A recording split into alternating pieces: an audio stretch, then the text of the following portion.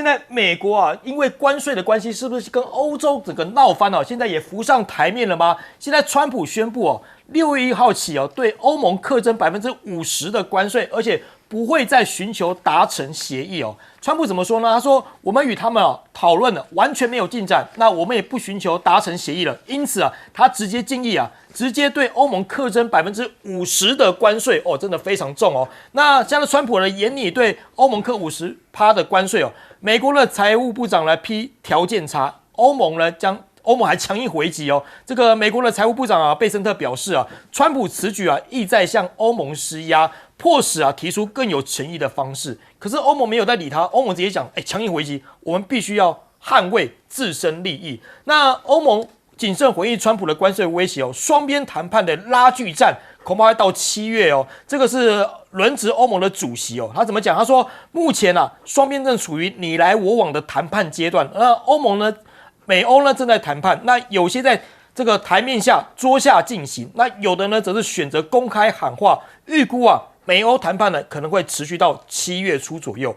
那川普的威胁对苹果对欧盟课征高的关税，现在欧股收黑下跌这个法兰克福指数呢是下跌了，所以收在23,629.58点是下跌的一个情况。那再看到的就是现在呢中国此时此刻呢不断的跟欧洲要持续的深化交流，就在美国跟欧洲闹翻的时候，现在习近平同德国总理大家通电话，那他才跟马克宏聊完，希望习近平再通德国的总理电话，要稳固这个中欧之间的关系那跟马克宏通话之后呢，习近平直接通话，等于有三方的一个感觉，那不断的在加深中国跟欧洲之间的关系。那习近平呢跟那个梅尔茨呢的通话曝光了，提出了3要来巩固中德关系第一个就是要这个夯实这个政治互信，因为愿意跟德国关切的高层来交往。第二个呢，要增强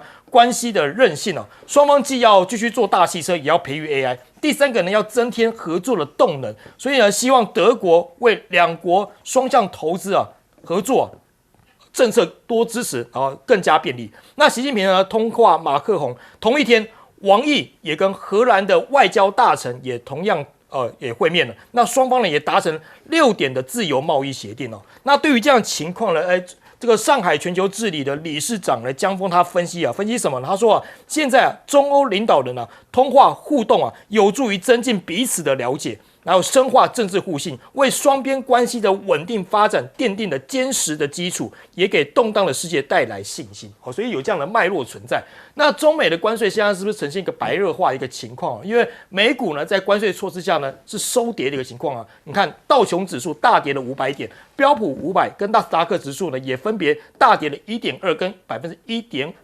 好，那美国媒体呢就直接点出说，日内瓦会谈之后呢，中美官员首次通话在释放积极的讯号，因为中美高层呢在进行日内瓦的会后呢首次通话，两国同意保持畅通的管道来沟通。那这也意味着现在高层是愿意持续保持通话的。那关税战之后呢，川普也自揭底牌底牌是什么呢？包括说像美元、美债跟美股那出现这个3杀的情况。那中美停火90日之后呢，结局是出现了。那现在川普呢，意外的揭开一个底牌，但可惜的是方块3不是黑桃 A， 反而是美汇自己降低了一点呢，曾经也失守了，是吧？美股所以像下跌的情况，所以像中国大陆媒体改编什么陈奕迅的10年10年之前你不属于我，我不认识你。那现在10年之后的差异到底在哪里呢？现在有个漫画点出来，10年前中国人去国外都带什么 LV 啦、LV 包包啦，这个什么 Nike 这些名牌啦。那现在呢，外国人来中国反而是买无人机买一些中国的礼品。所以中美的角色在这10年当中产生非常大的一个变化。先请教彬哥，彬哥你怎么看？现在美欧闹翻了，也浮上台面了。其实还没有完全闹翻了，这只是还可以再闹下去对，其实只是故意摆个姿态而已。实际上之前贝森特讲说他没有办法跟这些国家一个一个谈，所以最后就是美国单方面决定。其实那个时候就是在恐吓欧洲了，就是针对欧盟，因为觉得说你如果再不跟我谈清楚，再不敲定的话，那我就直接单方面决定然后现在因为双方谈判进展不顺嘛，所以川普又跳出来故意恐吓。你看，我看不用谈的啦，直接加50%啊，对啊。其实这个跟当初对中国大陆的手法其实基本是一样，就是用这一招，就是想办法先恐吓压制你。所以川普这个什么50%啊、80%都是乱喊的，就是基本上就是在告诉欧盟，如果你再不赶快低头，那我可能就要用非常可怕的关税来对付你。是，目的就是这样子而已嘛。但是欧盟也不是被吓大了，对，人家也很强硬，对，所以他还是盯在那个地方。但是欧盟现在的问题是，他能不能像中国大陆一样强硬到最后？因为欧洲跟美国之间确实有非常大的贸易逆差。是。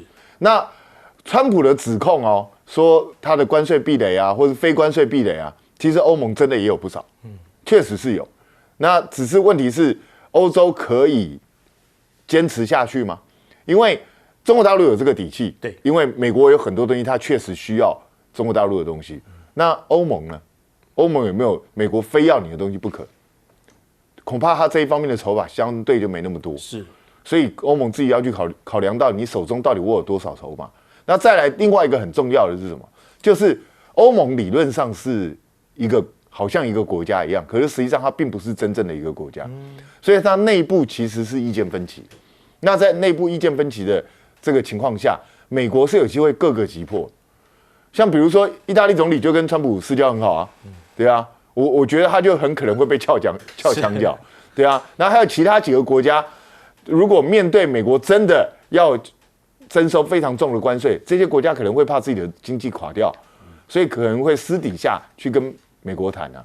所以这个恐怕都会在欧盟内部造成很重大的问题，单点击破了。对，所以我觉得欧盟他自己能不能像中国大陆这样硬撑，恐怕变数还非常多。但是你看，他们现在也知道自己处在危险关头，所以他们积极也想拉拢中国大陆这一边。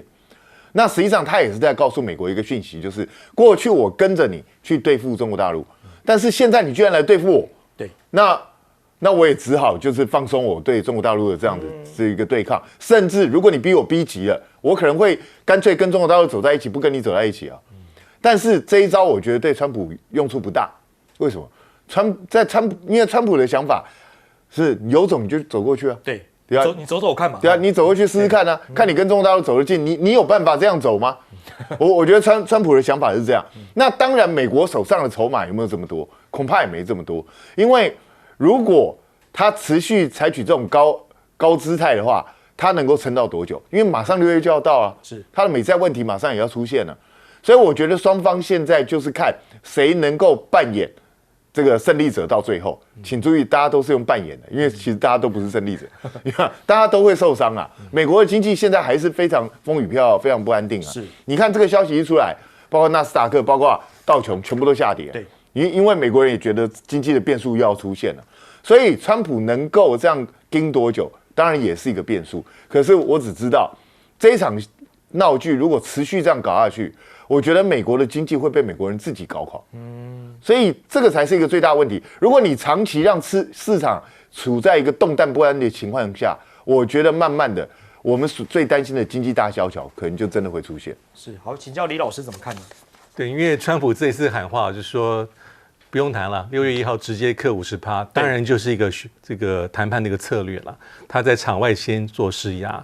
但至少可以表示什么？表示说目前美国对于欧盟的态度是觉得欧盟态度很差，没有展现任何让步的诚意。这个一切都如同外界的一些预期，因为对川普的关税战而言，最难啃的3个骨头，一个是加拿大，第二是中国大陆，第3个其实就是欧盟。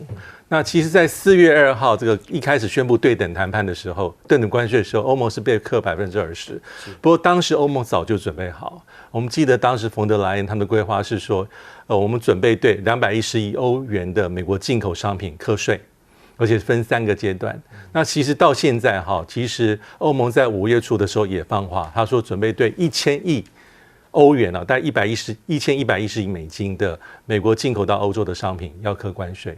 但与此同时，其实美国也布阵了，因为美国也放话，他说要针对大概是将近5000亿美金的欧洲进口到美国商品来课税。所以目前来说，就是一个怎么讲，在真正进入到很实质谈判里面的双方的放话。我们还记得在4月2号的对等关税刚宣布的时候，当时的冯德莱恩怎么说？他说欧盟寻求跟美国是零关税。但是川普的讲法是什么？川普一直向外面咬定这个欧盟对于美国的这个贸易顺差，就是美国的贸易逆差大概是2000多亿这美金。但是呢，欧洲常常讲说，其实哪来那么多？因为商品这个贸易而言，欧盟对于美国的贸易顺差大概是1500亿美金，但美国的这个服务业非常强，美国对于欧洲的这个所谓的这个服务业的贸易顺差大概有1000亿美金，所以加减之后，大概顶多欧盟是对美国大概500亿这个欧元的这个贸易的赤字，但是川普通常对外面讲法都是2-3千亿这么多。所以这个对欧洲来说是不是非常公平？但现在欧洲有没有一个所谓的它的一个后手或准备？其实是有的。那其实欧盟早就放话，第一个是他说我没有牌打哦，我们不是像若干的美国的谈判对手是无牌可打，我们本来就可以布局全球，我们寻求跟其他的国家，不管是中东，不管是中南美洲或是亚洲，要签订所有的贸易谈判协定。欧洲一直放这话。第二个很重要的地方是，如果再这样下去的话，我们会对一些美国的这种科技业也要计高关税，是不管是谷歌不管是 Meta， 还有所谓的数位广告，这欧洲也想很久。第三个其实就是看板上所讲的中国大陆，因为可以明显看出来，目前来说，欧盟跟中国大陆之间有一些共同的利益。为什么？因为川普造成的，之前才不是这个样子。至少到去年为止，其实欧盟对中国大陆非常的强悍，不管是电动车的科关税，不管是任何的这个产品的倾销，但现在冯德莱恩包括欧盟的一些高层官员的讲话的口径都稍微放松一些，包括电动车包括目前来说北京跟欧盟的一个接触都比过去来的频密，也包括这个2次的这通话，习近平对这个马克宏对于这个德国的新总理梅尔兹，这后面图的是什么？如果不是川普这个高关税，而且是有点不分亲疏，如果是在拜登时期，这些现象大概都不会出现。但是我们可以看到，目前来说，欧盟还是守着它的商业上的利益。那川普是再一次的放话，但是最后会如何走，我觉得还要看之后的一个状况，因为北京大概有示范过一次，好，撑到最后，其实双方在一个时间点的时候，突然双方宣布暂时降低，再给予后续的延长。那目前就要看欧盟跟川普政府之间会不会有走到这个地步，所以后续还要再继续观察下去。好，请教李将军怎么看呢？其实美国对欧盟征50%的关税是昨天晚上突然冒出来的讯息哈。我们大家原来以为说是美国，他说川普说90天跟各国来做谈判，但是90天还没有到，川普就拍板定案了50%的关税。当然，之前欧盟也曾提出过相对的所谓报复性的贸易关税的金额，但是后来我们看他所列的清单，其实平常讲，这个欧盟这些所列的清单，我一看那真的是觉得非常软弱、无力跟苍白了哈。他对美国能够报复的是什么呢？我举几样东西，大家听听看，对美国来讲影响大不大？第一个是哈雷机车哈，机车啊，哈雷机车，对，哈雷机车，因为欧洲来讲会进口美国的哈雷机车嘛。那第二个是牛仔裤哈，这方面来讲，它对美国实施报复性的关税。但是我觉得你列的这些东西来讲，确实是感觉到非常的苍白。那美国跟欧洲这几年来，我平常讲，你难怪欧盟对这个美国对欧盟吃得死死的，看不起欧盟嘛？对，不是欧盟自己来讲的话，也没有自立自强了哈。我举一个最简单的例子，譬如说是我们从最近最热门的这个印巴的空战，法国卖给这个印度的标风战机哈。后来我仔细一看，法国生产的标风战机，它留在自己国内用的只有200架。它生产那么多，全部卖到全世界去了。所以你欧洲来讲的话，包括你法国、你德国，你生产的这些武器装备，你不充实自己的国防，你都是拿去做生意，所以你都去赚钱了。那你所有国家的安全都置于美国的保护之下。那难怪我平常讲，我今天要替川普讲一下话哈。你这个国家自己安全，你用这些经费，你不去买你自己国防武器，结果你要我去保护你，然后你的这个你拿这些钱你去赚钱，那美国难怪川普会生气，要对他实施报复性关税了哈，这个是难免的。那我想说，在前2天的话，我们听到这个川普讲了一句话，他说欧盟比中国还可恶。基于关税的立场来讲，他认为中国来讲，因为他有求于中国嘛，他很多东西需要中国，但是欧洲所生产的东西，其实它可以替代性的太多了哈，所以他就吃定你欧盟。但是话说回来了，当然，欧洲来讲的话，如果说面临这次确实是也是一个分水岭，一个转捩点，那它在这种状况之下，它会转而跟中国做这个在经贸上面来讲往来的会更加的密切尤其是当这个冯德莱恩来讲的话，他这个可能会被这个欧盟弄下台之后，那欧洲会不会跟美国利用这次机会就跟中国走的会更接近？因为昨天我们看到，在这个节骨眼上面，居然跟中国跟这个习近平跟这个德国总理还有法国马克宏总统两个首长都通了电话甚至于意大利我看很快也会通电话。那双方到底讲了什么？但目前虽然说没有官宣，可是选在这么敏感的时间之内，这个中国跟这个欧洲的几个主要经贸体的国家通了电话，可见的一定是在谈跟经贸有关的问题。那第二个来讲的话，我觉得经济当然是国家安全来讲，经济是其中一个部分，那军事跟民众的心理也是必须要考量在里面。尤其是北约现在正面临这个乌克兰极可能战败之际，那如果说是美国不再提供乌克兰在军事上的援助，那必须要靠欧洲自己提供对军援来讲。如果你不护着乌克兰，乌克兰如果战败投降，你欧洲这些国家自己要面对的俄罗斯，我觉得在这种状况下，其实说穿了，就像是川普自己所讲的一样，对泽伦斯基所讲一样，你没有牌可以打。我觉得欧洲可能现在也面临，不管是国家安全或者经济上面，他可能面临无牌可打。那他现在唯一能够这个帮助他的，可能只剩下中国大陆，所以他们必须后续来讲，我们看到中欧之间的贸易可能会更加的密切。是，好，我们休息一下，广告回来继续讨论。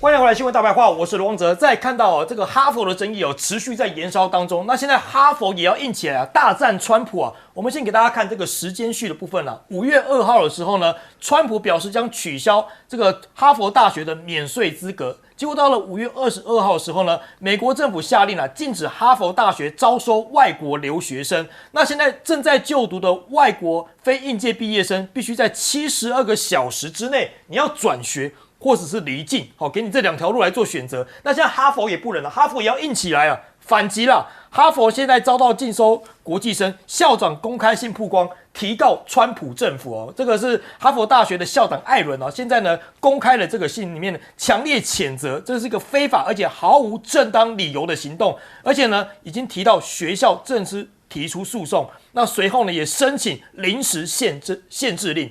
那川普政府呢禁哈佛招收国际学生，美国的法官现在裁定暂停执行。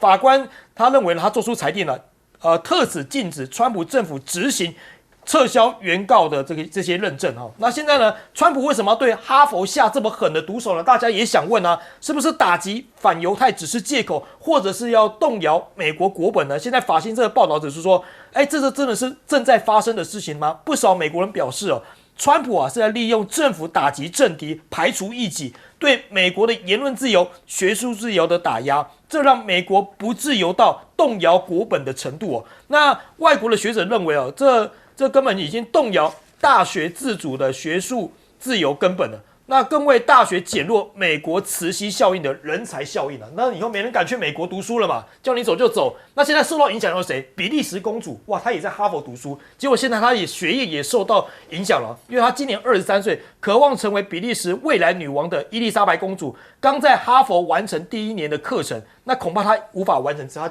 接下来的学业了，拿不到毕业证书了。那比利时王室就出来讲话了。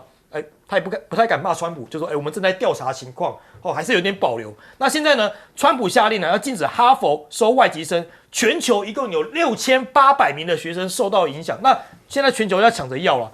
如果哈佛禁令真的最后成真的话，全球将掀起抢征这6800位的哈佛国际人才的风潮。那美国呢，势必也有更多人才出走嘛。到时候到了更自由的学术环境或来做研究，所以美国大学的学者生计受到威胁，让欧洲的政治领袖看到吸引国际学术人才的机会。那现在美国呢禁收哈佛国际生，香港高校火速抢人，无条件录取，再加设这个奖学金。该校呢有意为转学生的学生提供无条件入学，简化入学，甚至包括程序啊、学术的资源，包括们顺利度过。那陆生占20%哦。这个哈佛大学被川普政府禁收国际生了之后呢，大陆外交部呢强硬发声。那包括了路透社记者也讲说，美国的这个国土安全的部长称是因为中国共产党的存在等一些因素，导致美方对哈佛大学采取的一些措施。那中国大陆的外交部的发言人毛宁就说了，中方呢维持一贯反对教育合作政治化的一个情况美方有关的举动呢，只会损害美国的形象跟国际地位，对美国没有帮助了。那现在美国的电子产品呢，现在要进送到中国实验室来做检测，未来禁止呢交由国安风险的中国实验室来做检测。那所有的电子器材呢，在输入美国之前呢，都要取得 FCC 的设备批准程序那现在北京也批评了美国 AI 封锁是单边霸凌，专家表示这个美国晶片政策呈自娱自乐。环球时报引述中国对外经济贸易大学国家安全的这个研究员梁怀新表示说美国呢对升腾乃至于中国 AI 的打压，可以说是美国对中国晶片进行的卡脖子荒唐的连续剧的续集。那美方在这样的背景之下呢，持续颁布新的这个指导方针意思在哪里？一直在遏制中国占领晶片市场，避免美国的晶片自娱自乐。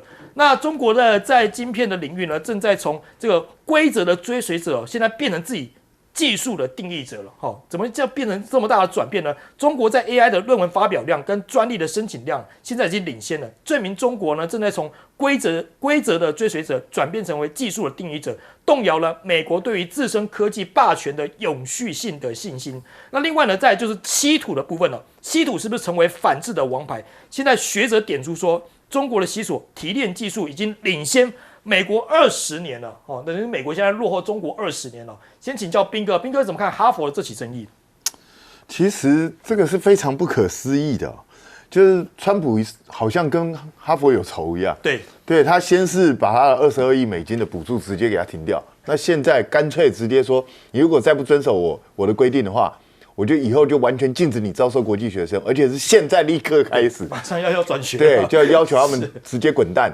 那你说这是为了对付中共吗？其实不是因为中国大陆的学生只占20%是，那剩下80%是被连带一起带衰吗？其实也不是，因为川普指控这个哈佛的，除了说他跟中国共产党密切往来之外，还指控他说他包庇这些反犹太分子、恐怖分子这些东西。我觉得这个看起来川普有点在报私仇的这种感觉。那还好，这个法官现在挺住了，暂时下了禁止令，暂时禁止这个命令执行。可是我必须说，这个法官第一个很有 guts 对，然后第二个法官可能要考虑自己的安危。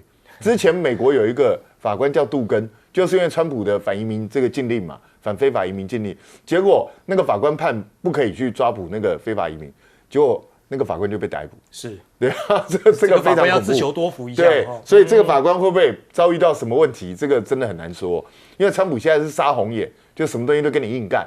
可是川普的这一招其实会让大家觉得，第一个，这个跟美国过去所主张的精神完全背道而驰，学术自由不见了。对啊，这个非常非常糟糕，而且这个会造成非常不良的效应。第一个，你要知道这次这个命令是国土安全部部长诺姆直接发布的命令所以这代表什么意思？代表美国国土安全部以后会把所有的手伸进所有的校园，这个就非常可怕。凌驾在教育部上面对，当然是。所以第一个，这一些相关的势力不能进入校园的这个惯例以后全部都被打破。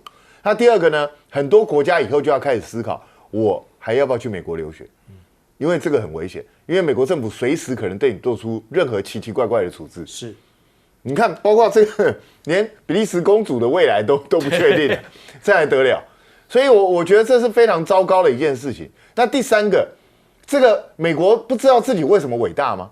川普一直在讲说要让美国再次伟大。美国之所以伟大，就是因为它广纳移民，把全世界各地的优秀人才全部网罗到自己身上，才造就了伟大的美国。那川普现在开始在反移民之后，现在还拒绝其他国家的学生来学习，拒绝其他国家的人才，以后美国就会人才枯竭，越来越没有人才。哈佛这些都是顶尖的人才。是。那你看他这这个消息一发出之后，各国在抢这些人才啊，你不要的时候我要，赶快来，用力来，是对啊。所以这种状况下，美国的人才流失是谁的？是谁的优势？是这些他的竞争对手，欧盟啊、俄罗斯啊、中国大陆这些国家的优势。所以，川普不是在让美国再次伟大，川普是会直接促成美国的衰败。所以川普到底想不想得清楚他自己在干什么事情？我看现在不管是欧洲各个国也好，或是习近平也好，或是普丁也好，大概都笑得合不拢嘴，因为这家伙在搬石头砸自己的脚，然后自己还不知道，以为自己很得意。然后呢，他现在当然要全力围堵中国大陆，不管是晶片的发展也好 ，AI 的发展也好，但是他现在围堵的方式，在我看来更像是在促成中国大陆制程体系，而且你把它断绝跟这些相关的东西交流之后，你会让他自己去制定规则。是，黄仁勋其实最近也一直不断的在警告这件事，你这样去进晶片，其实反而促成中国大陆的成长。川普如果看不透这一点的话，我觉得川普就是美国衰败的开始。好，请教李教授怎么看呢？对，因为川普现在对哈佛的开刀其实只是一个起点而已，因为我觉得静音还是去年啊这个总统大选期间这个以哈冲突，我们可以看到美国大学校园里面其实是有点风起云涌，很多大学是学生抗议示威买锅造饭，那比较多的比例可能是比较同情这个巴勒斯坦。那在当时我们如果有印象的话，去年在美国的参议院的听证里面，很多大学校长被叫去作证。那最后因为校长在回答参议员问题的时候有一些迟疑，或是走很多那种法律的术语，所以最后受到压力辞职好多人。是哈佛大学的校长，哥大校长我记得也辞职，而且今年代理校长也辞职。宾大的校长可能是第一个辞职的，可能我记得没有那么清楚。代表什么？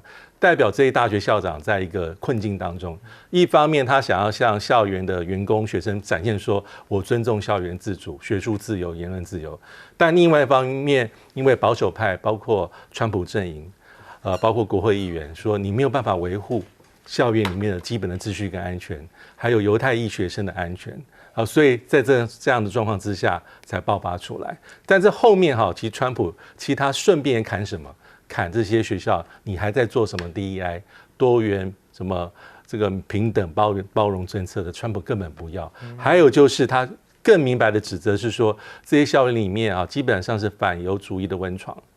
那还有一个是有点是跟自己相关，因为老实说，大学校园里面通常会比较自由派一些。对那川普会认为说这些人过度太自由，过度左倾，所以而且基本上这些校园抗议示威的支持川普的人本来就比较少。我们可以看到这样，不管是哈佛，或是不管是哥伦比亚，他的这个校风等等就是如此。那还有一个地方是，目前川普出的3招，我觉得也是希望集中要害。第一个是砍预算、砍补助，这个哈佛目前冻结22亿，哥大是冻结了4亿。但我们也知道这些大学很有钱，有人统计说哈佛建校300多年，校务基金500多亿美金，怎么可能会因为这一点钱而如何呢？但是也不要小看，因为哥大被删减的4亿多美金里面，已经让他校园里面有一些计划，有一些员工跟雇员是直接是拿政府的预算，联邦政府的预算，是这个月应该也有180多人这个没有办法而解雇了。所以这是第一招。第二招就是剥夺这些大学的免税地位。所以有人说这要断金流，因为比如说企业校友的捐款，他可能也是图的是我能够免税，所以这是第二招。第三招是你不能收外籍学生，就像刚才所提到，这个跟这个大学的学术表现相关。因为像哈佛这样的学校是世界精英中的精英，它不只是常春藤而已，它总能吸纳全世界第一流的人才来念书、做研究型的大学，所以这个对他的伤害其实是大的。所以连出3招，但目前来说，哈佛应该是暂时挺住，但能不能挺到最后，还是有很多的变数。因为川普的政府的一些透过联邦政府的工具跟权力来的又凶悍、又快、又猛。现在虽然有这位波士顿联邦法官巴勒斯出来，但是也要看其他地区也有类似的一些诉讼在走，还要往上走，最后可能还要看联邦最高法院一个判决。所以现在有政治上的攻防，有法律的诉讼。我觉得基本上川普正部想要做的是指标性大学先杀鸡儆猴再说。如果这些大学比较听话，能够就范的话，基本上可能会比较符合他的一个目标。是，好，请教李将军怎么看呢？古时候有一个秦始皇焚书坑儒，是，现在有川普大战哈佛。那我们如果从历史的长河来看的话，你川普最多任期也不过就是4年，那哈佛创校比美国历史还久。对，你短短的4年，你不过就是一个这个，当然你现在是总统了，贵为总统，但是说穿了，你也不过就是一个政治人物的一个角色。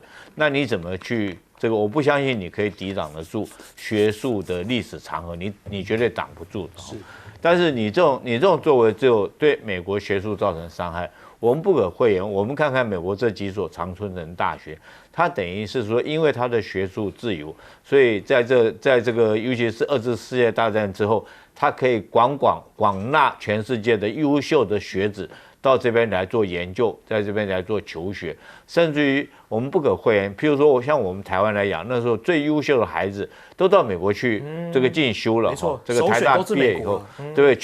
去美国哈，大概都是抱这种心态。那除了说台湾之外，大陆上面有很多的优秀的人才到美国去。那读了书之后，他拿了绿卡，也就留在美国那边工作。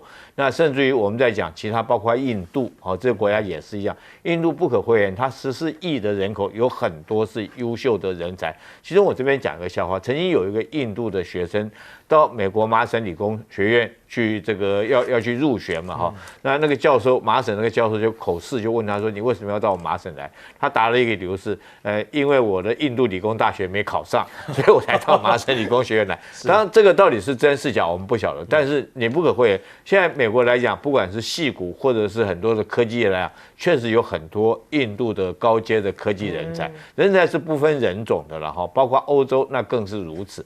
那你美国，你现在你川普现在居然将哈佛大学要驱赶出6800个外籍学生，你要知道，我相信这6800个外籍学生应该都是全世界最优秀的学子才会到美国去哈佛去念书。对，那你现在把他赶走以后，这6800个，我觉得全世界应该其他的一流的大学应该热烈的张开手背来欢迎这些学校。我们全世界来讲，你看大学的排名，包括香港理工大学，包括大陆上面北京清华英国的剑桥这些，你不管是选择英语系或者是各种语系的学校，都有很好的大学。那你是不是让这些人才到这些学校去？到这些学校去就读以后，后续来讲，他可能如果说提供他比较好的一个就业环境，这些人才将来就留在这边服务了。没错。那美国，你如果说是你想要在科技业在上面，你想要在称霸全世界。可能就是因为你川普这个举动，如果后续来讲，你对其他的这种有名的大学，包括麻省啊，包括到这个耶鲁啦，这些常春藤学校，你同样下这种重手来讲的话，我觉得你虽然只是历史上一个长河之中的一个小柱子而已，但是你这种举动会伤害到以后美国的所有的科技的发展、学术的发展，尤其是最不应该的。我们都一直在强调，学术是要自由的，包括我们台湾学术都很自由，我们台湾警察都不可以进入大学的校园里面去。那你现在美国，你川普居然做出这种违反学术自由、违反这个世界人类的共同的普世价值的一个理念，我觉得是让美国走向衰败的一个开始。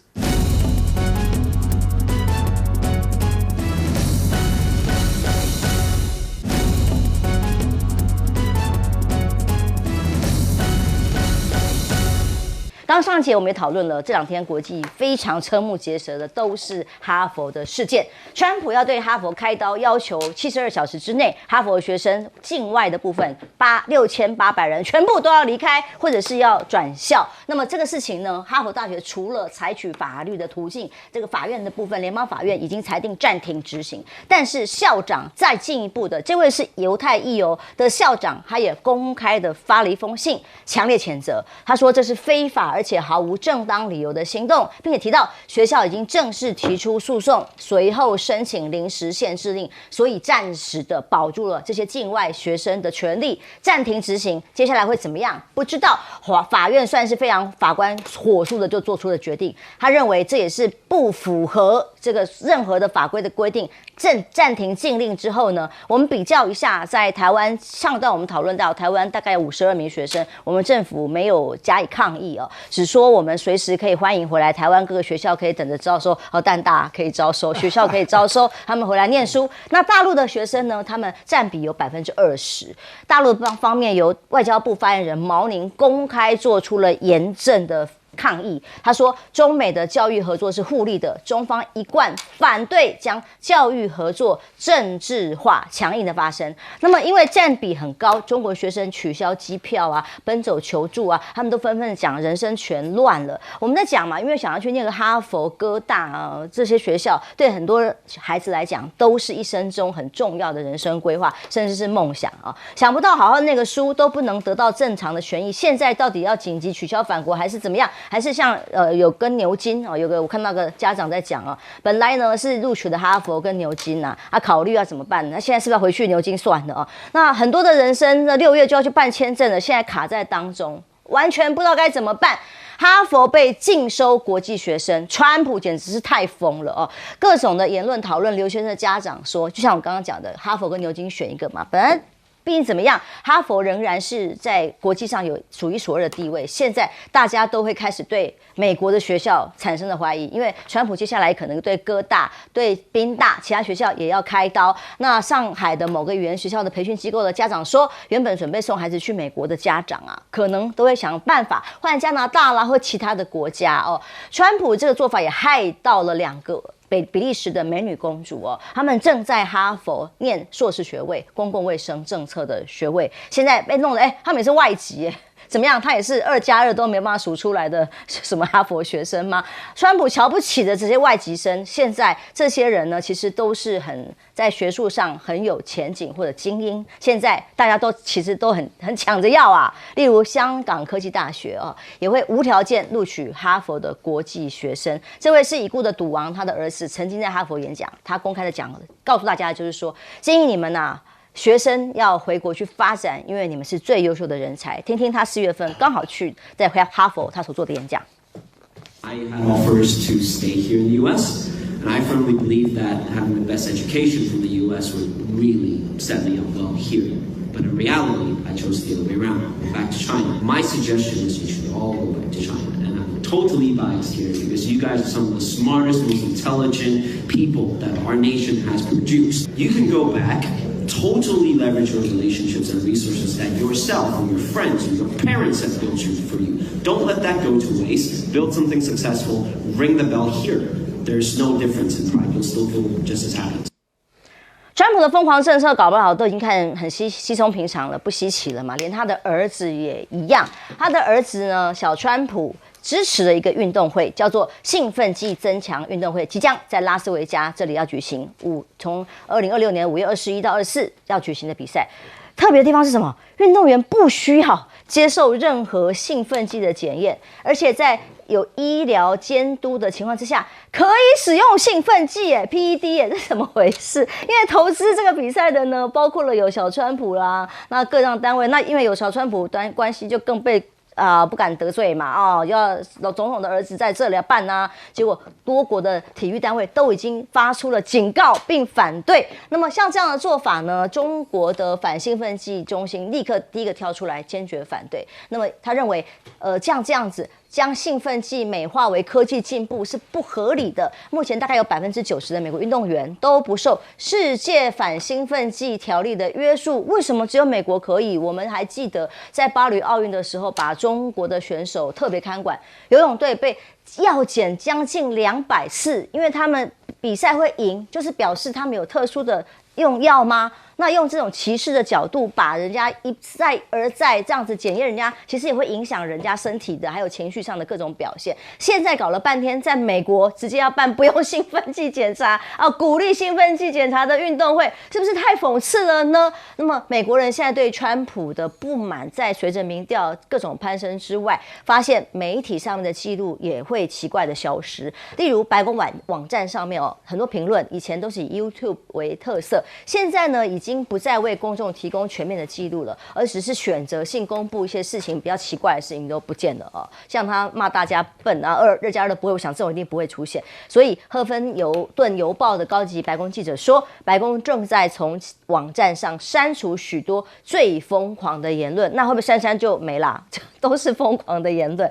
其中在美国出现了这样的画面，在广场上，美国的农业部大楼广场看到了2幅巨幅的画像，林肯跟川普挂在一起。美国的传统基金会的大楼外面也横挂了这个非常大的川普的横幅。美国人认为太好笑了，越来越多人美国人并不想看到川普好大喜功的作为，或者是他高高在上的俯瞰着整个国家广场。帅将军，这是你认识的美国吗？这个川普真是够疯了哈！这个哈佛建校到现在300年，比你美国开国还长。它是一个世界上是顶尖的大学之一。你要晓得美国的伟大跟崛起跟吸收全世界的教育英才来贡献美国。你看到美国去，都是学霸级的才能考得起常春藤这个各个学校里面的顶尖学校，而这里面都是人才，而这些人才很多都是毕业以后为美国所用，所以美国不管在各方面能够在世界上能够称霸，跟他这个吸收这个教育英才是有关系的。你想我们在台湾培养一个大学生，花枝上千万都不止，而且还要有天分才能够进到你这种学校去。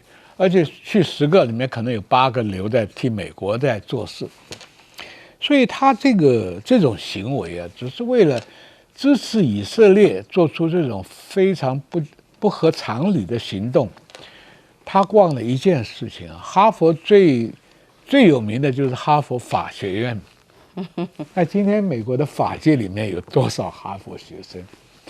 所以你这个禁令一定会遭到法院的这个驳斥但这种行为非常 crazy， 你知道吧？你造成很多国家的困扰。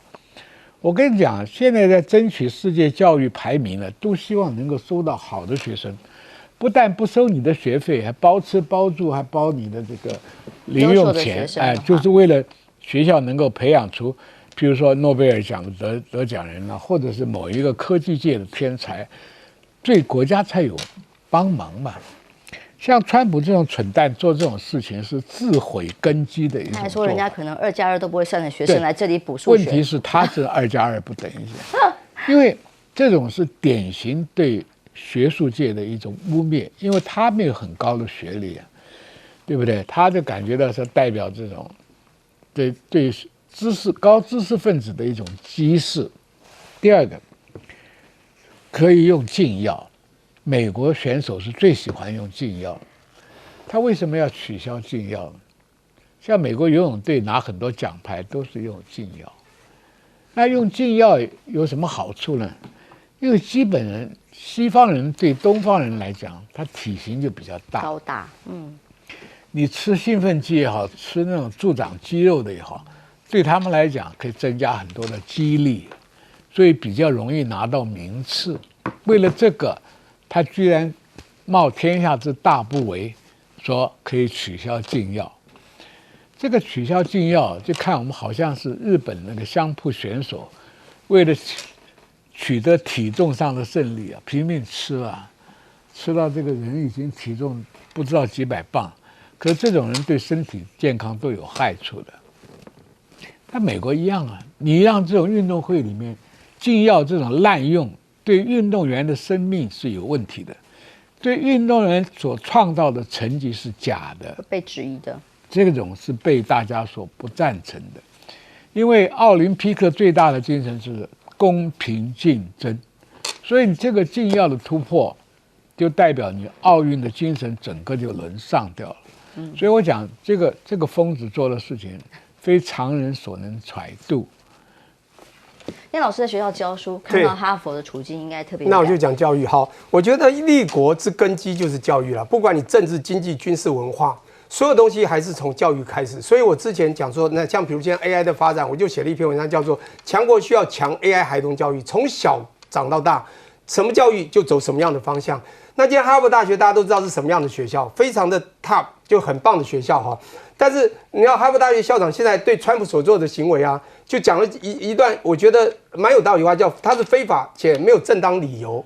可是川普说他有理由哦，他有3大理由第一个他说你纵容暴力第二个理由他说你反犹太主义，第3个呢他说你亲共。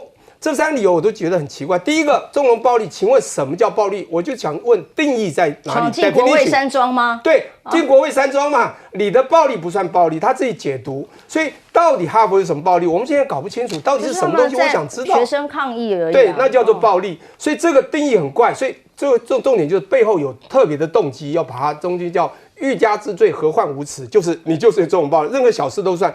第二个。反犹太主义这个东西，当然是他自己的一个这个对反犹太人的这不满。当然，这犹太的这个校长也讲话了我觉得这个非常有趣。我觉得这个有趣到他的理由非常不恰当，而且最后一个叫亲共。当然，我不管他是不是最后是要抓这个所谓的你真正有亲共，因为他知道美国跟中国现在比拟大国博弈之下，他可能越来越示弱，在走 decline， 人家还在 increasing， 他担心他的未来不对了，有怕这种点金学校有人在背后，或有一些我们说不好听，有些资讯会真的是帮中国的这些优秀的这些学生。但是我必须说明，我们在美国待10几年，我们在那边当学生这么久，当然我当时耶鲁大学国外团我没有到那边去，我到了 Rutgers， 我们学校也是比美国还早。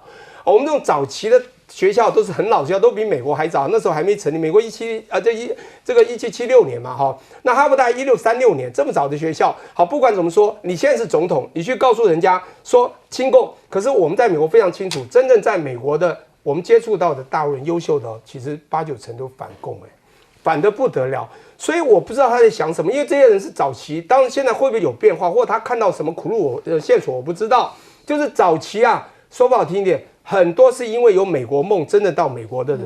那哈佛大学当然你说熟不熟？我当导游或者我去了很多次，太多次。那我自己本身2017年当没在那里就在那边做访问学者 ，visiting scholar。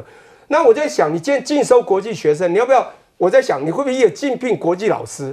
当请我去了韩国老师或列老师，是不是要聘掉？有要限制的意思。我跟你讲，美国会读书的都是外国人。我想很多东方面孔比你西方面孔的会读书多了，所以这些 top 的都是。我跟你讲，东方人很多，韩国、印度、台湾、中国都有。你今天干脆都不要算了。那请问这样的一个未来怎么办？所以我觉得这个最大的问题在这件事件已经看到美国真的要衰败了。为什么？因为他这样子的一个动作是真的是美国一个最大的价值的损失。最后损失的一定是美国，还有你川普一定会自受损伤，你自己会被伤害，因为这个东西非常大呀，非常重要。我必须讲一下，美国是什么？美国也是我刚讲1776年成立的多元种族的民族，从英国最多到美国到13州，慢慢大了。好，那什么叫做美国人？讲不好听就是多元的。而美国今天有今天的强大，最重要的是他在 NASA 也好，在甚至矽谷华尔街有多少不是你真的西方面孔？这些人是精英撑盘你美国，你现在要把它砍。我说不好听一点，你自己那我就讲一件事嘛，我们不多讲多，劣币驱逐良币。你川普，我不知道，我也不要讲你是劣币，你要带什么样的人要把这些良币驱到国外去？我跟你讲，现在很多人在招手欢迎这些精英回来啊！我跟你讲，中国不是当时就是一直希望那个真的优秀的人回到中国来帮他做航太、做军事等等嘛？你先把人家赶走，刚好人家接你。美国我真的是觉得他真的要衰败了。真的，因为至少美国给大家的感受是整个社会氛围越来越冲突，越来越对立，而且总统随时都当儿戏一样做各种政策，连学术自主这件事情都可以践踏。对，我觉得现在美国需要一个李斯写一篇谏逐客书不要把这些人才给赶走。那确实今天川普这个想法你看看又跟关税一样，他不是说好像中国威胁很严重，说禁止中国学生。他是全部对呀他这完全没有歧视好朋友好欧洲国家的学生照样进。这个比利时的公主。对，那我自己台湾，我在台大的以前一个学生就在那边等了，现在他已经本来8月要去了，要去读那现在就我昨天晚上问他说到底怎么样，他说只好再慢慢看了。那至少现在美国的法院是做出来说不能暂停，不能让执行。川普一定是有这种反制的这种思维啊，他没有办法接受，好像哈佛大学那种比较独立啊，这个有自由思想的。我们过去看到，我觉得哈佛大学校长跟当年北大蔡元培是一样，就是还能够挺住。那我觉得哈佛如果不挺住，真的没有别的学校能够挺啊。哈佛挺住，那我觉得下面就大家会回头来检讨川普。那我刚刚又看到想到那个传统基金会，我很难过。我自己去拜访过多少次，我们每次去华府智库交流，一定去。你现在挂一个他那个照片，我觉得就是在搞以前你批判共产党搞这种个人崇拜 personality cult 伟人，就是以前就是他们批评俄罗前苏联跟中国，就是说搞毛泽东在搞个人崇拜嘛，那你现在川普难道不是吗？然后另外农业部，你把他跟林肯摆在一起，对不起啊，林肯。任何历史学家，我读美国历史，任何美国历史学家评论美国40几位总统，第一名永远是林肯，第二名永远是华盛顿啊，第三名可能是小罗斯福，这3个大概都不太会变，后面有些排名有些调整。川普上一任做完的时候是排名最后的，他很不爽啊。那你现在把第一名，刚好是不是第一名到后面绕一个圆圈，刚好站在一起啊？是这样子摆法吗？我觉得美国让我非常失望的就是你的学术界应该是蛮有良知的，怎么也跟着川普在他的那些支持者在搞盲目的个人崇拜，然后很多的话我真的都听不下去了。对于什么卢比欧啦或者范斯在这个内阁会议上面讲的话，真的是也只有川普这种人。他需要这样子听这种话，别的领导人我想听大概也觉得受不了，都觉得不舒服嘛，因为这个不会可能是真的。那川普你看还没事去勒索各国领袖，说你也可以送我一架飞机，我也欢迎。我觉得公开在搞贪腐，然后他的这个加密币也是一样。我觉得这整个美国的那个堕落啊，就可以从没有人去谴责川普那种重要的领导人，变成是一个，我觉得以后他们都要算，我都要算这些人是共犯。就是美国如果从今天开始衰败，你们都是共犯，因为你们没有出来谴责川普。3年多以前，我到矽谷去参访，看了特斯拉的工厂，还有非常严密啊 ，security 哦，什么都不能够外露。当时看到它里头的全自动化啦，还有整个生产的能力，觉得哇佩服，真的很厉害。但是今天在马斯克面对 CNBC 主播访问的时候，被问到了，他过去可能瞧不起过比亚迪，瞧不起过小米，现在当在被问到中国是否已经在一些重要的领域上超过美国了呢？他回答，虽然美国在创新能力上仍然有优势，但是我认为在中国许多中国以外的人并不了解中国的强大，中国确实是不同寻常的。光是他的竞争对手比亚迪还有小米啊等等各种各式各样百家争鸣的电动车，都已经让矽谷上面看到的这个汽车的产业都已经觉得哇，会不会产生被超越了的感觉呢？而川普非美制造的威胁，就是要大家全部都要到美国来设厂啦，只要不在美国设厂，通通都要瞌睡。其中 iPhone 就是如此，苹果当时就当了扑克的面要求他你不能到印度去设厂，结果是不听话，所以川普放狠话，他在 Truth 上面他的 social 的社群直接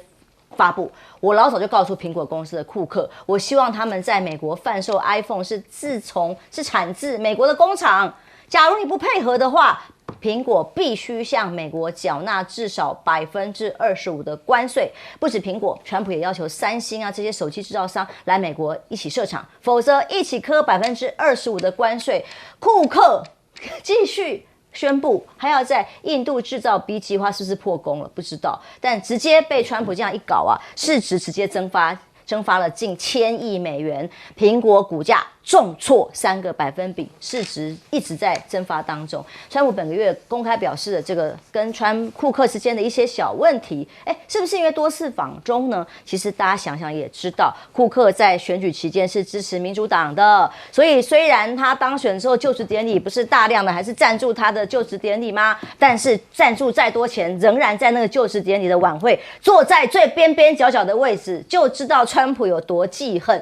所以接下来 iPhone 是不是在行情上会卖破到11万这么高。分析师示警，美国制造本来成本就很高，如果现在不是加关税的话，就算在维吉尼亚州啊、纽泽西这里盖晶圆厂打造的话，至少$3500的 iPhone 跑不掉。美企的巨头啊，接连到哪里去？北京啊，小摩 CEO 直接宣布啊，美方根本不想脱钩。那这个是有玉渊谈天的报道啊，呆萌啊，这次在北京的行程里明确提到，因为大部分美企你上有政策下有对策，我们还是想办法嘛。那但是花旗凯雷高层到大陆去呢，都是由何立峰正式高层的来接见，双方都围绕在中国经济情势啦、深化合作来发展啦。这是不是美国也一直反方向把企业一直往外赶啊？连美国企业都觉得美国到底是要回去设厂呢比较划算，还是到往外其他国家去呢？那川普大刀砍向了进来一直都是朋友欧盟过去他的好朋友啊，现在跟中国开始谈，马上新一波谈判又要开始。川普昨天也是无预警突然宣布，我们已经定好欧盟协议，他说我们不用再谈了，不用再要沟通了，不用谈判了，直接已经协议结束，我们从6月1号开始生效，科欧盟50%的关税。从6月1号开始生效，如果企业选择在美国设厂，就可以免除关税，最好是可以这么快啦。反正他说协议都不用协议啦，定好了啦，就是不用谈了啦。厂商在美国设厂，否则的话就是50%。他讲得很难听，他直接说欧盟根本联合起来就是要对付美国、欺负美国、占美国的便宜的。所以川普向欧盟这个5%关税，财政部长贝森特说呢，川普认为欧盟所提出的谈判条件品质不比其他国家，希望川普这样的做法会催促欧盟。可是他不是说定了吗？那意思是说还可以谈，赶快把条件上供再放进来吗？不了解啦，看起来财政部长本来是还希望有和缓的空间啊，欧盟就立刻警告了，说强调欧盟仍然致力于跟美国达成互利的协议，警告随时准备捍卫自身的利益。川普把枪口直接对准布鲁塞尔，欧洲形容叫做运气耗尽了嘛。今年前3个月，德国经济成长了0.4%，其实是原本估计的2倍了哦。因为本来应该被认为在川普生效的一大堆措施里面可能会出问题，但欧洲的运气可能用完了。在这个美国媒体的分析里面认为，川普抛出一个摇摆不定的论点，指责在欧盟的部分缺乏自我意识，非常难以打交道。怎么办呢？连当时欧洲是跟着美国一起对抗中国的，现在法国第一个马克龙跟谁聊？找习近平聊啊。还有习近平不是一直川普说想通电话吗？看起来都先跟欧洲的法国啊、德国先通话了，还有德国的总理梅尔兹啊，双方都说会尊重彼此的核心利益，巩固两国关系的政治基础。所以中欧关系改变了吗？忘掉欧盟，英国是第一个跟美国签下协议的人。现在英国企业说想跟中国进行贸易，重新要进入英国的10大出口的目的地。所以美国的做法，将军看起来似乎从马斯克啦，从其他美国的企业的这个观点里面，都跟川普不一样。商业界有个铁律，杀头的生意都有人做，赔本的生意没人做。讲良心话，苹果是一个非常成功的一个企业，可以讲在全世界里面，无论它的知名度啊、霸占率啊，都相当高的。结果你要它不能在中国做，不能在印度做，它的成本到美国做的话，它注定赔本。所以库克跟中国厂商接触，这是必然的。你想逼他回美国生产，可能是办不到。同样的，要逼三星，对不对？我讲这个原则就是这样嘛，赔本的生意没人做嘛。三星搬到美国去，同样也是做不起来。再加上美国商人虽然是怕你民不跟官斗啊，但是他还是有很大的自由活动空间，小摩啦各种，他都要为自己的企业要做打算。讲起来，马斯克啊，是在中国先创造电动汽车的工厂，他对中国电动车是有贡献，全自动化非常厉害。而且马斯克对中国的市场非常了解，今天被他的徒子徒孙打败，他心里有数。小米啊，比亚迪啊起来，他看到这个趋势，他还提醒川普，你不是要搞 AI 吗？我告诉你 ，AI 的燃料就是靠电，没有电谈不上什么 AI。他已经预告美国的电力比中国要差2倍半了。那中国有充分的电力，又有充分的 AI 人才，连黄仁勋都承认，中国大陆的 AI 人才很多。所以你未来要想在 AI 市场上跟中国斗，人才人家不缺，电比你更便宜，所以这个斗你也是输的。所以你现在看，川普疯到什么程度啊？原来还可以去笼络欧洲，欧洲跟他 G7 向来是他的老的 partner。2次大战以后就是重欧轻亚嘛。今天为了一个关税，跟欧洲所有国家翻脸了。那欧洲国家德国伤得最凶，因为德国是靠高价的轿车能够赚到这个钱。那你课上关税，德国就不要混了。还有一个是日本，所以未来的贸易谈判里面，除了中国硬杠以外，德国跟日本一定会杠，因为日本如果汽车关税交了25%，他也不要混了。所以欧洲国家，包含英国开始跟中国打交道，德国跟中国打交道，法国跟中国打交道，可以讲，川普是把自己一手建立的美国的友人圈子，通通推给中国大陆，朋友圈换人，所有朋友都得罪完了。是，所以这些朋友30年来在美国搞的所谓认知作战，把脏水泼成中国多么贫穷恶劣、独裁。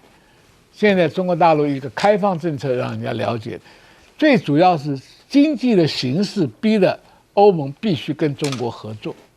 所以川普我讲真的是习近平派去的卧底的，美国要搞垮不是 great again， 是 falling down again。聂老师很忙啊，好像想说是不是哈佛学生跟你求救啊，在忙着接电话。怎么看现在美国这些现象啊？抱歉，因为我有经营一个小旅馆，客人是这样，很忙很忙。我先讲一下马斯克这边抬摇头，战强大非比寻常。Elon Musk 呢，在量上，在2年前，2003年突然比亚迪爆量，销售额远超过特斯拉，他就吓到了。他又发觉在值上，现在全世界的新能源电动车，中国比亚迪全世界销售又便宜又好。当然你也会想到 GPT 啊，这个 DeepSeek 嘛，又便宜又好，所有东西都这样子。你把人家银河号断航以后，人家自己做北斗卫星，做到比你所有的送到全世界覆盖发短报文，比你的又好，只是你一直围堵你的联盟国家不让中国用而已。中国就浅浅的做，他一直在锻炼身体。有一天突然把衣服一脱掉，肌肉竟然那么丰厚，这是马斯克讲的非比寻常。我要讲中国现在是全方位的完整的配套的胜利。我不是要帮中国讲太多的好话，你要去你就会知道。我们并不是光讲他那个所谓的电子支付啊，这个payment 这种 DP 这种概念，或者全部的电动化。我跟你讲，我之前就听到我们世界的未来3大东西：大数据、大屏观，还有虚拟世界。你看全世界现在谁最强？好，当然有一些东西美国是后在最高端的一些设计等等的。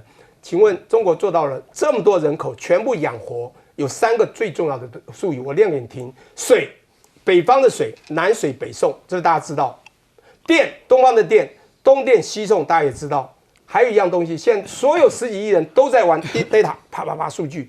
过去一个大地震，我跟你讲，你要打给你女朋友，打给你家人，全部 block 住，不通，太窄频宽，全部堵车。空中这个虚拟的堵车世界，可是中国做到不堵车，它所有的数据在东边这么10亿人到哪去了？西送到新疆，全部的云。我跟你讲，东数西算，这是很可怕的算力。我跟你讲，这个很可怕。马斯克看到所有的东西，我讲配套的。不管是北斗卫星，刚讲船舰是001、002、003、04号出来，用电磁弹射，都把美国吓到。再来，我们最近讲 ChatGPT 被 DeepSeek， 我们不要讲说压制。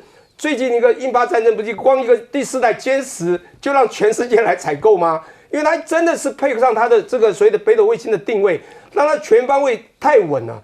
我要讲是中国的这个基建啊，不是铁公鸡节，包括整个科技基建。让马斯克看到，所以呢，马斯克发觉不太对，讲了他太强大。其实马斯克一直想跟中国合作，没有人可以说中国不落后的啦。但台湾人很多人还在说中国落后，不会骗你。我们要自强自立没有错，但是绝对不能小看别人。好，那我现在讲另外一块哈，当然我要讲最重要的是，其实我还在分析未来的太空世界。大家知道，去了解一下去年那个嫦娥，大陆的嫦娥1号、2号、3号到5号的时候哈，还被美国笑，说你到大陆月球抓不到人，我们抓到了，就是这样的一个矿产。结果他们嫦娥6号飞到月球的背面，抓到矿石说你搞错了，没有搞错了，糗了美国一顿。人家都做到这样子这么完整，连太空站都做了，这是了不起啊！我就讲一个就好了。现在世界真的是2个村庄，过去这村庄非常大，朋友非常多，这叫民主联盟。这个老大村长或者就村长就美国嘛，他动不动就呼风引帆，来开会。现在这些朋友，我跟你讲啊，他现在要打别人，他先打了自己小弟，你不听我就打你哦，你要跟我一起打。结果每一个被他打的都不高兴，都想到这边去了。结果这边的原来没有那么大，被搞到结果大家都跑去了，欧盟也去了，加拿大去，中国真的会越来越多朋友，美国会越来越少，所以有种团灭的感觉。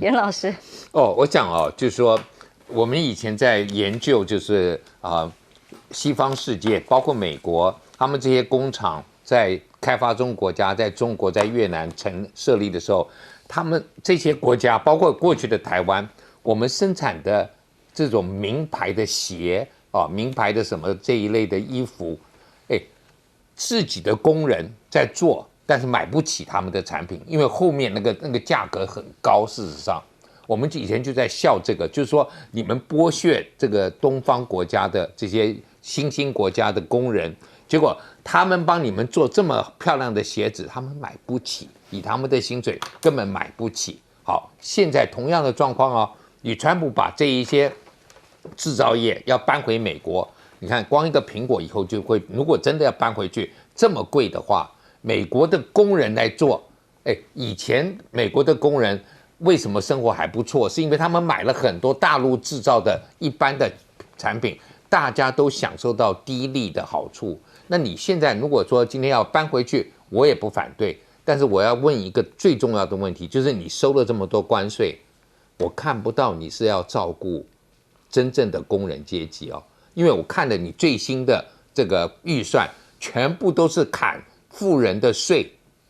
你其实就是在正是健保给付这一块，大而美法案，对这一些所有的社福，对不对？所以你看到的川普是把钱往上面上层阶级搬，即使他今天把这个产业制造业搬回美国，我也不觉得他今天会照顾到下面的工人。所以这个是川普最糟糕的地方，就是大家应该要看破这一点，就是如果你今天认为美国人好像不会，那你先要谴责这些 CEO， 要求他们付更多的这个第一个给工人的钱要多，第二个你们的利润为什么都比亚洲国家要高这么多？你们的薪资为什么？